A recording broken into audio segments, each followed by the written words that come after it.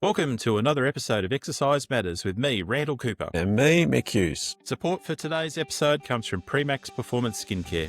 If you're active, you focus on strength, endurance and recovery. But what about your skin? Sweat, friction and the elements take a toll. That's where Premax comes in. High performance skincare made for high performance people. From recovery creams to anti-chafe balms, massage creams to exercise-specific barrier creams, we help your skin go the distance.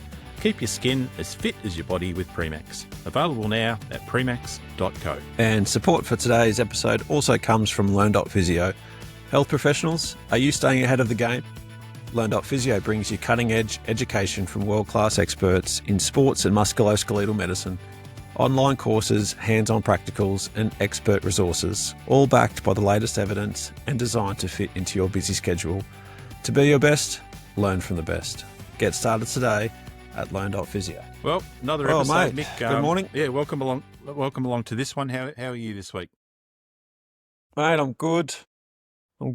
Just had a pretty restful weekend. Those that have actually watching the episodes might notice I've got a couple of brand new shirts this next few weeks ahead, mate. So anyway, just for anyone that's interested. What's the significance of your shirts? You've just been shopping, have you? Just been shopping. Mrs. Hughes. Yeah, Mrs. Hughes took me to the shops on the weekend. It was lovely. You very, very rarely get that time. So it's nice. Well, there you nice go. couple You're done of new for fits. another 18 months. Well done. I'd say 2 years comfortably.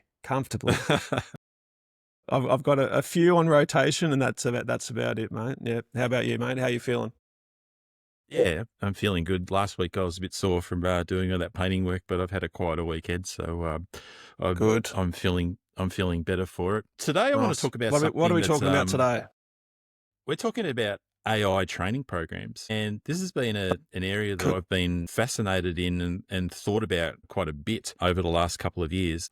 I've actually even dabbled in it myself. I'm a swimmer, as you know, some of the listeners may have heard in previous episodes. So I've always been interested to kind of say, all right, well, I'll just throw in what I want to do, what my goals are, and I'll see what ChatGPT or Gemini comes back with. And the answers have been kind of interesting. So I'll talk through this. And actually, the second part to my kind of comment was when I thought I'd do this episode and look into the research behind it, it's like I just thought this was just going to be a conceptual kind of chat between you and me about what's coming.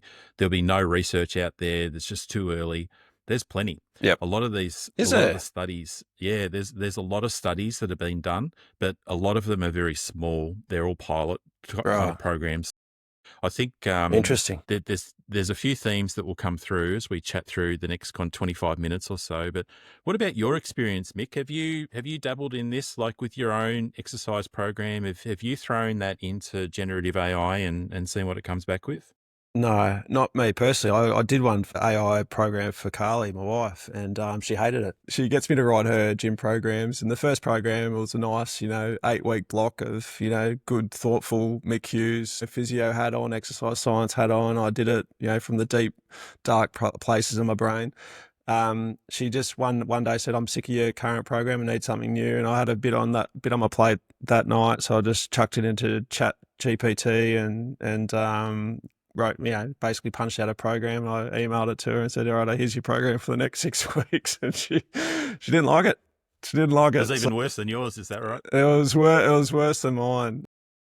There was no thought put into it that revolved around her needs and the things that she likes. And I think that's probably the interesting thing, and you'll probably talk about it and shine a light on it today, is that, I think for us as physios, like, you're obviously not talking about AI in terms of, physios and careers and, that kind of stuff. But I think there'll be things that robots simply can't do, more often than not. And they're certainly not doing it just yet anyway. They might be able to do it one day, show a bit of empathy and, put a bit of care and thoughtfulness into truly getting to know someone, like your partner's, needs and wants and likes and dislikes. You get to know that stuff. And same thing with your patients as well. So I think we'll always have a role to play, us human beings. But for quick and dirty gym programs, I think it can fill a gap there for sure. But just for me, it hasn't worked for me.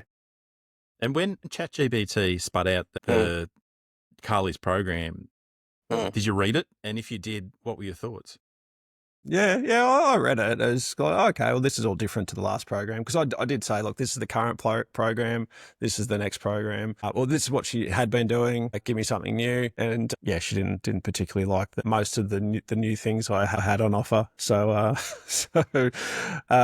it just didn't work well. I think she likes her exercises in a particular way. She thinks that she really hates like Bulgarian split squats. Yeah, to be fair, no one really likes them. No one really loves, deadlifts and those kind of things. So I had to find some other alternatives for her instead. Very interesting. And the other interesting Yeah. comment was about essentially like the empathy that Mm.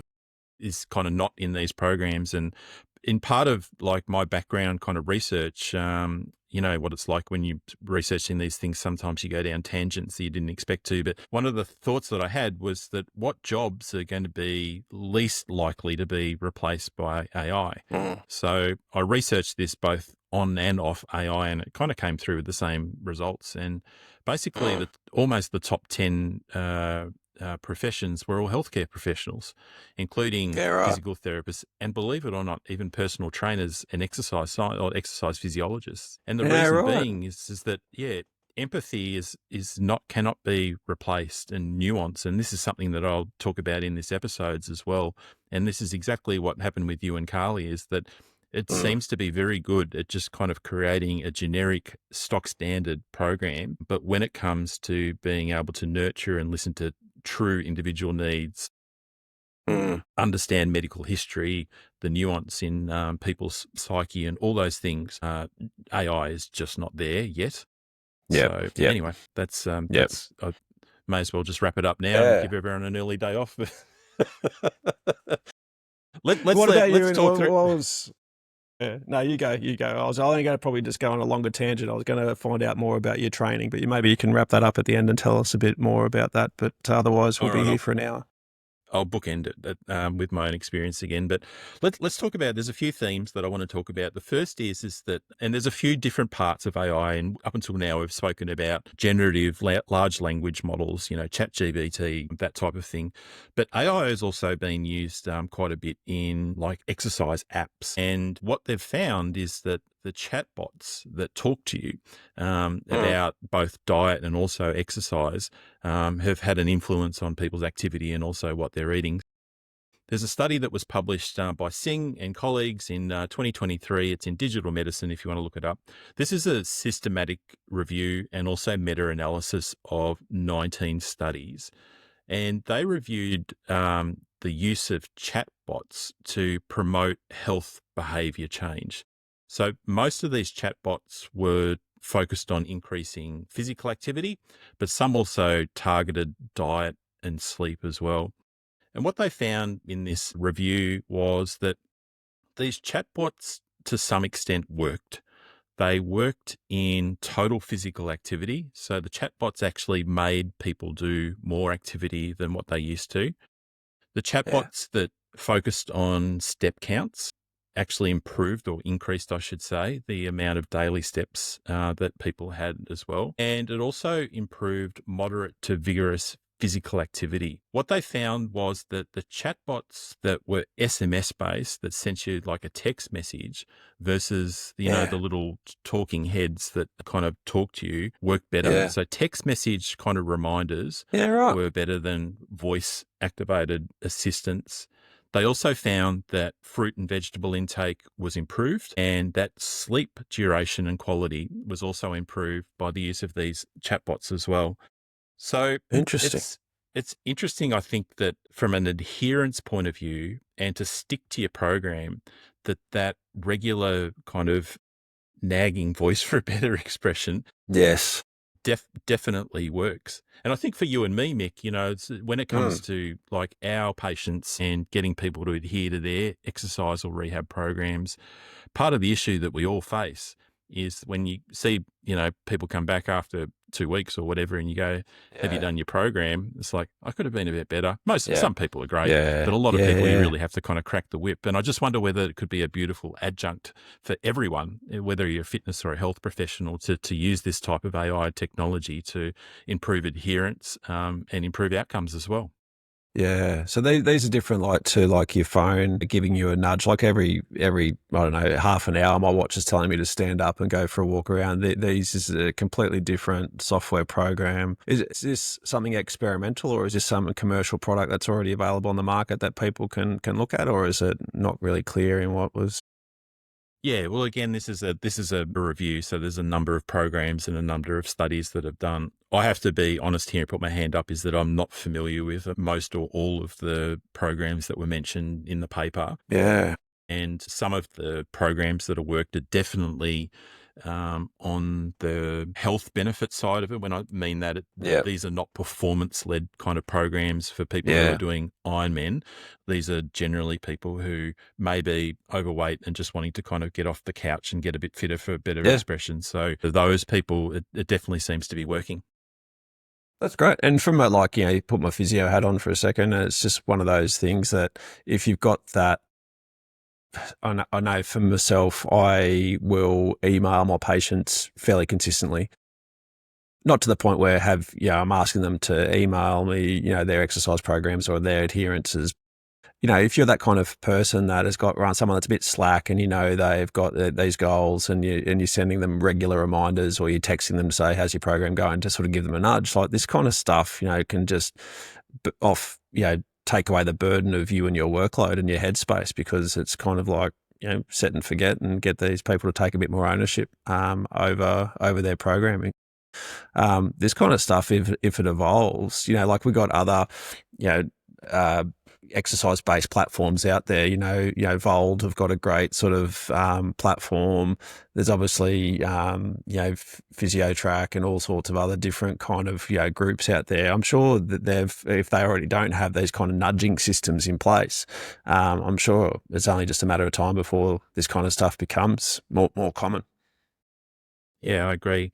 Interesting parallel. Some people may know that I have another podcast called the Healthcare Business Thrivecast, which is with Anthony Hurst and Michael Ganahan. And if you're a health practitioner, please think about tuning in, because we talk about business-related matters. What we've spoken about in a couple of episodes is that there is a reluctance of the younger physios and the younger staff to see people often. And the data that's been done in some of the larger clinics, particularly behind Michael Kenahan's older group, which is, dozens of clinics, etc., is what they found was the more experienced and the more renowned, for a better word, practitioners that were there, the more they saw their patients and the better their results.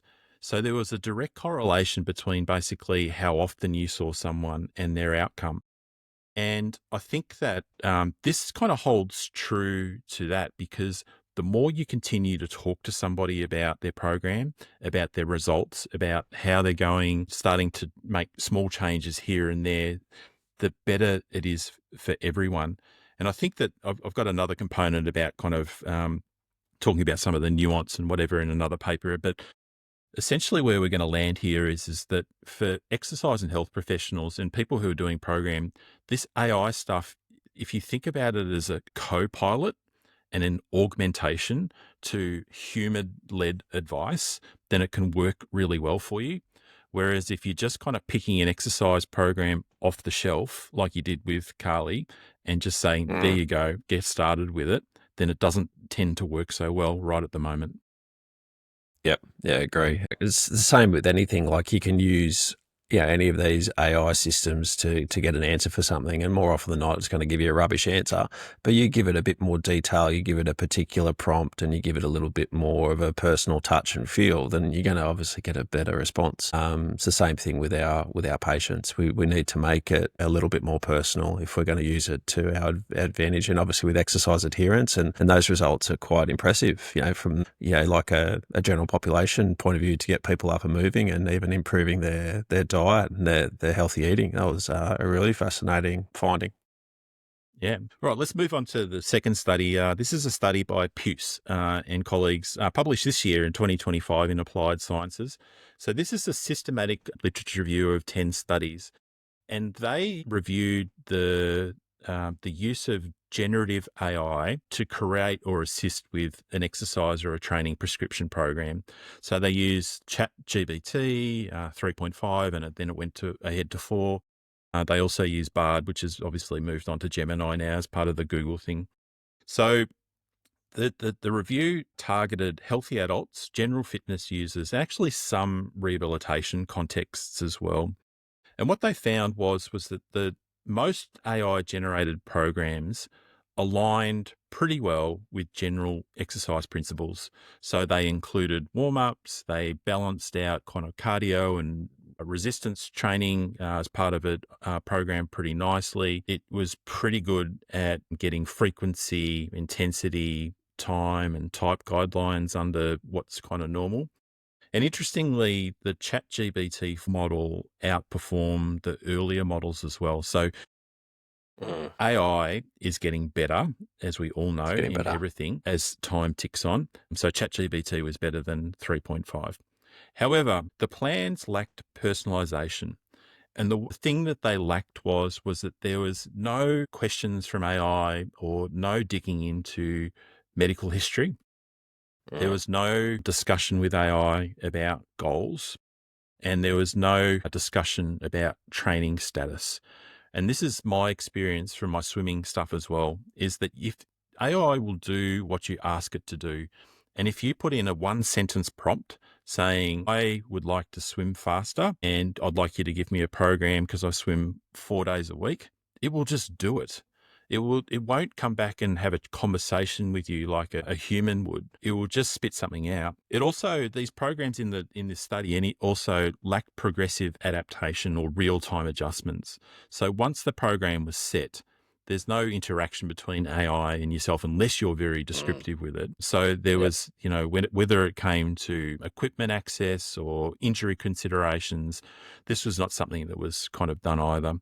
So the kind of the summary from this paper was that AI generated outputs were just too generic, and AI just kind of produced one size fits all type of approach unless you have a deep conversation with it. So I think for me, that's kind of a warning to, for those who are listening today is that you've got to think about how AI is trained, and it's trained on just information on the internet. It's not trained on you.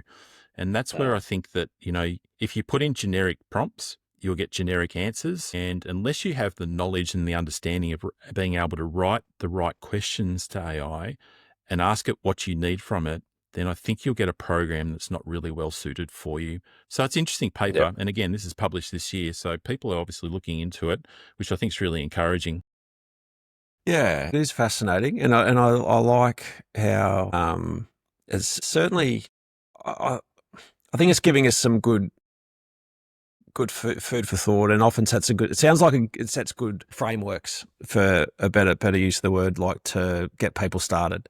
But as you say, there's certainly some dangers in there if we're not asking the right questions. And I think for us as health professionals, we just need to be careful. Like, I know we're sort of speaking to a wide audience here of both health professionals, but also non-professionals. But any health professionals listening here, I think the big one here is, don't be lazy and just write programs for your patients without sort of considering some of their past medical history, past musculoskeletal history, certainly progressions of exercise, that kind of stuff. What do you think? Do you think these things are just a good first draft before tweaking it into something a bit more personal? Where do you see this kind of stuff sitting in the future?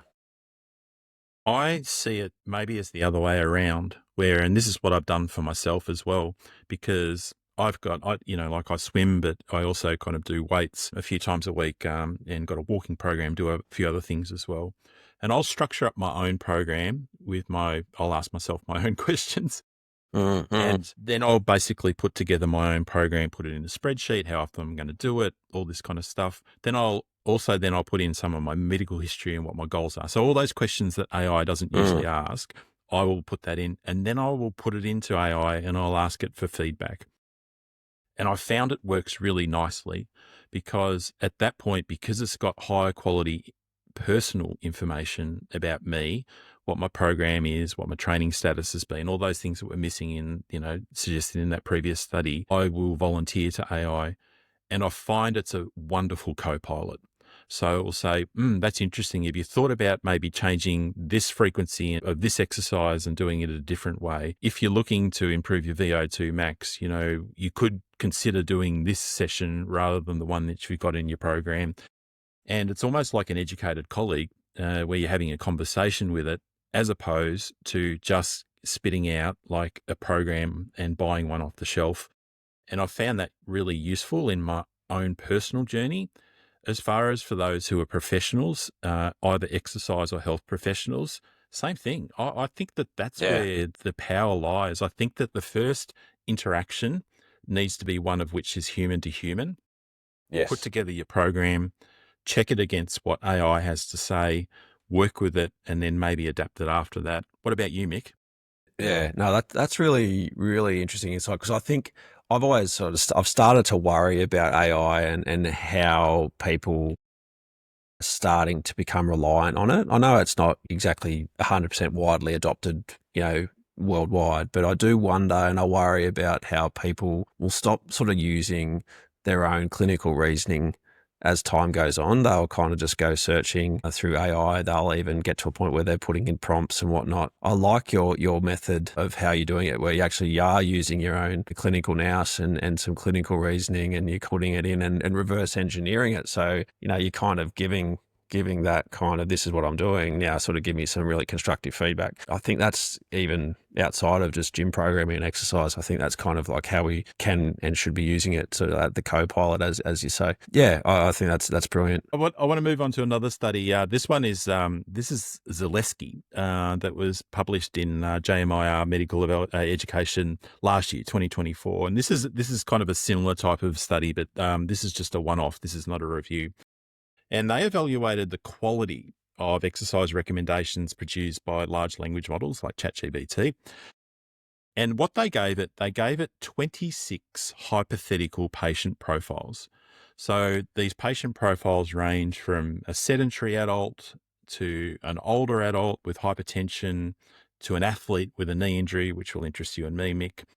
And then with that profile, they then asked the AI to generate tailored exercise programs for each profile. So they gave it a little bit more information than what the previous study had, for instance. And then they had two assessors who were experienced exercise health professionals to rate each plan on a 10-point framework based on ACSM guidelines. And these are the findings. The first one was that AI provided advice was highly accurate. So 90% of the included content was actually factually correct. So AI is not really making stuff up, but it was incomplete. What they found that the plans only covered approximately 40% of key components. So when you think about warm-up, progression, intensity targets, any contradiction to exercises, those type of things, only 40% was covered compared to if people were doing it as a human at this stage. Safety was also often missed. I've kind of alluded to this already. So there was limited reference to any pre-exercises, screening or medical clearance. So you go back up to that example of the patient, the older adult with hypertension, for instance, you definitely need medical clearance of what you're going to do, and you don't want to blow them up with VO2 max sessions all week. So that was missing in AI. And also, this is, I think, a really important one, also following on from what your last comment was readability of the program was really quite poor. And what's meant by poor was that the average reading level of these programs was equivalent to year 13, so a college level kind of degree of understanding of reading, basically. So it was too complex for many users. So I think that it's interesting that this kind of dovetails into what we were talking about before, where that nuance and the completeness of a program that's generated by AI is not the same as a human led by someone who knows what they're doing at this stage. So it's a great starting point, or a co-pilot, like I said, but everything's kind of pointing in the same direction at the moment anyway, is that humans need to be in charge of your programs for fitness and exercise advice at the moment. Yeah, absolutely. You won't get any better, feedback about what you're doing than actually having someone personal. And I think I guess we can all sort of sleep a little bit better at night. It's wonderful hearing how accurate these programs are and how, close to being spot on in terms of programming, in terms of the description. But it is a worry when it's missing, key things like, warm up and progressions and simple things like sets and rest tempo, all those little things, contraindications. It sounds like there should be some kind of disclaimer or kind of warning label put on these kind of programs if their people are going to go to AI and look for programming. Yeah, no, that's right. The last study I wanted to highlight, and this is really just a quick one because it just reinforces the same theme. So I won't go up from top to bottom, but it's a study published again this year, 2025, by Paddy and colleagues in Frontiers in Public Health. It was a narrative review, of 15 randomized controlled trials. And they looked at programs across different populations. So they included kids, adults, older adults, and people with special needs and disabilities as well. They found all exactly the same stuff. So it's not only with people who are just wanting to kind of improve their running or how strong they're getting in the gym or their swimming time, for instance. It's also across people. And for us, it's mainly who we look after people in rehab contexts, that the same issues are across all populations and it needs to be paired with human oversight. Yeah.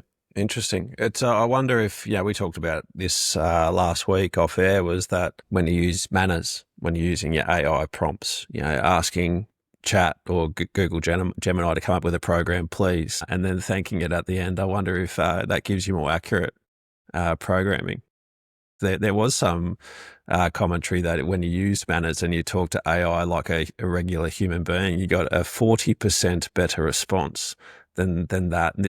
Not off of paper, scientific paper. This is something I sort of saw on my Instagram reels from a very well-renowned Australian marketing guy. Yeah, it said 40% increase in the accuracy and responses when you use please and thank you. So little something to think about when you're asking Chat or Gemini for a response. Please remember to use your manners. Well, I use my manners with ChatGPT mainly because if it's going to take over the world and start knocking people off, I want to be the last. So Don't kill me, please. Yep. The other thing also, I think it's a really nice point because like the other thing, and again, we're talking mid 2025 here, is that a lot of these large language models are very affirming. They're very positive. They're very upbeat. They tell you that you're great. And I'm going to go back to the start, like I'd promised you, Mick, where I was going to talk about my own programs. And when I put these programs in, and I talked about, all the nuance of kind of my personal situation and what my goals are, etc. It came back and it said, this program is just exceptional. Like you should even think about kind of systemizing this and making it into a business. And maybe it also knows about my background with this and Premax and learned off physio and whatever. So it's kind of like you could basically monetize this kind of stuff if you wanted to. And that self-affirming type of thing, I think, is concerning because it will always give you the positive upside. Whereas I think that the right coach, a fitness professional, health professional, if they're good, they'll be honest with you at the same, saying, like, Yes. it's not working for you. We need to change tact. Whereas at the moment, AI is very sociable and it will tell you that everything is going great, even when it's not. Yeah, it's all positive, all rainbows, no downside. And you need that. You need that, as you said, you need that honesty when it comes to exercise and progressions too. I have lots of real conversations all the time about patients who are sort of hitting, probably not getting to where they need to go, and they're talking about ramping things up. It's like, well, why don't we just sort of keep on chugging along and just getting a little bit further? Let's just sort of keep things going as is. We don't have to completely overhaul your program. And so, we do have honest conversations, like we should have honest conversations. And Chat's not doing that just yet, but maybe things will change in the years to come, but not quite there yet. All right, well, let's summarize it now to wrap this up. I think that there's basically two key points. The first is that AI, as far as helping you adhere and stick to your program, or even if diet is part of your regime as well, those chatbots and integrating it to help keep you motivated and to keep talking about it is good. The evidence is there for it. When it comes to actually devising a program and progressing a program, get someone to help you with it. Use an AI as a co-pilot or an augmentation to your program. Don't use it at the moment as just the sole kind of dictator of what you're doing physically, because it will likely get it wrong. So thanks for joining me on this one, Mick. It's been a good chat. Mate, I love it. Really fascinating one. Thanks for sharing all that with us, mate. Can't wait for the next one we've got next week. Well, that's a wrap for this episode of Exercise Matters. If you enjoyed the chat, make sure you subscribe, leave us a review and share it with your mates. A quick disclaimer, this podcast is for educational purposes only and is not medical or individual advice. Always seek guidance from a qualified health professional for your specific needs. Big thanks to our sponsors, Premax, high performance skincare for high performance people, and Learn.physio, world-class education for health professionals. Catch you next time. See you next time.